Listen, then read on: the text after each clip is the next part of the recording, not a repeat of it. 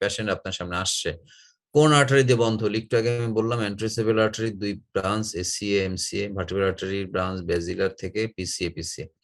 এই ছবিটা খেয়াল করেন যে আপনারা ব্রেনের ক্ষেত্রে ডিপ স্ট্রাকচার যদি বাদ দেন, ব্রেনের বাইরের দিকে 2 হর্নের মাঝখানে জায়গাটা টোটালি এমসিএ দিচ্ছে, ফ্রন্টাল হর্নের সামনের এরিয়াটা এসিএ দিচ্ছে, অক্সিপিটাল হর্নের পিছনের এরিয়াটা পিসিএ দিচ্ছে।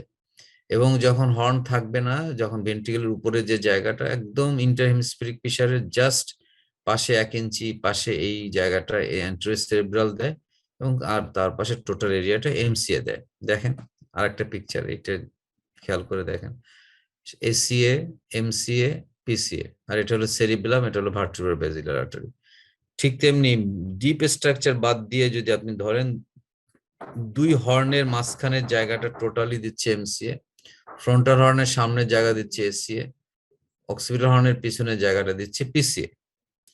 এবং আমি যখন সিটি স্ক্যান দেখাচ্ছি আপনাদের, দেখেন খেয়াল করে, এটা একটা পেশেন্টের এইটা টিপিক্যাল ফরম্যাট খেয়াল রাখেন, টিপিক্যাল।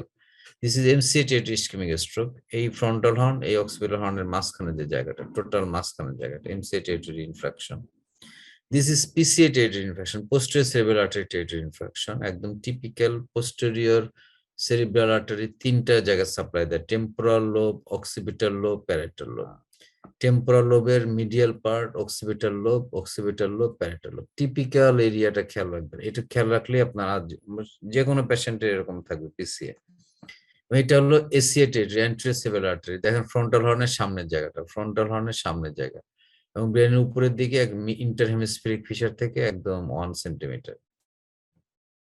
কম বেশি থাকে, ইন্ডিভিজুয়াল ভেরিয়েশন থাকে পেশেন্টের। This is artery territory, ACA MCA PCA. আর যখন মাঝখানে যে আমরা যাব, তাকে সেখানে সাপ্লাই দেওয়া হলো পারফোরেটর, এই যে এরকম আর্টারি থাকে এমসিএ আর্টারি। এই ল্যাটারাল জেনিকুলোস্ট্রেট আর্টারি আসে হলো এমসিএ থেকে, এবং মিডিয়াল জেনিকুলোস্ট্রেট আসে হলো এসিএ থেকে। এগুলো সবই পারফোরেটর, এগুলো সাপ্লাই দেয় এই যে কর্ডেট নিউক্লিয়াস, ইন্টারনাল ক্যাপসুল, বেজাল গ্যাংলিয়া, থ্যালামাস, এগুলোকে সাপ্লাই দেয়।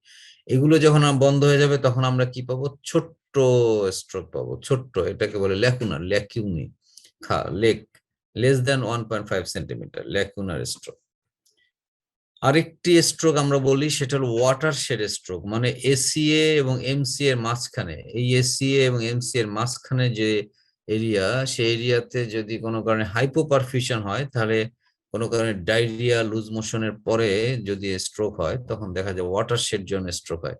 এসিএ এমসি এর মাঝখানে, এমসিএ পিসি এর মাঝখানে, এমসিএ পিসি এর মাঝখানে স্ট্রোক হতে পারে, তাকে বলে ওয়াটারশেড। দেখেন এরকম অ্যান্টেরিয়র এসিএ এবং এমসি এর মাঝখানে হলো এটা এক ধরনের ওয়াটারশেড, এমসিএ পিসি এর মাঝখানে এটা হলো এক ধরনের ওয়াটারশেড। ওয়াটারশেড জোন স্ট্রোক মানে হলো আপনার মাথায় রাখতে হবে, it is hypoperfusion stroke. Hypoperfusion stroke মানে পেশেন্টের আইদার কার্ডিয়াক অ্যারেস্ট ছিল, অথবা ডিহাইড্রেশন ছিল, অথবা ক্যারোটিড সিভিয়ার স্টেনোসিস ছিল, যে কারণে ব্লাড ফ্লোটা কোনো আর্টারিতে যায় নাই, ব্লাড ফ্লোটা অ্যাজ এ হোল বন্ধ হয়ে 2 আর্টারি মাঝখানে যে জায়গাটা ভালনারেবল জায়গা, সেই জায়গাটি আগে স্ট্রোক হয়েছে। তাহলে এটা হলো ওয়াটারশেড স্ট্রোক। দেখেন এরকম একটা ওয়াটারশেড স্ট্রোক, এমসি এবং পিসি এর মাঝখানে জায়গাটা, ওয়াটারশেড ইনফ্রাকশন।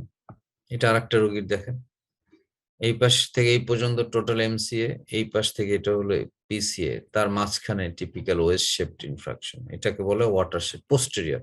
এটাকে বলা হয় পোস্টেরিয়র। আর অ্যান্টেরিয়র সেরেব্রাল এবং মিডল সেরেব্রালের মাঝখানে যে জায়গা, তাকে বলা হয় অ্যান্টেরিয়র, অ্যান্টেরিয়র ওয়াটারশেড।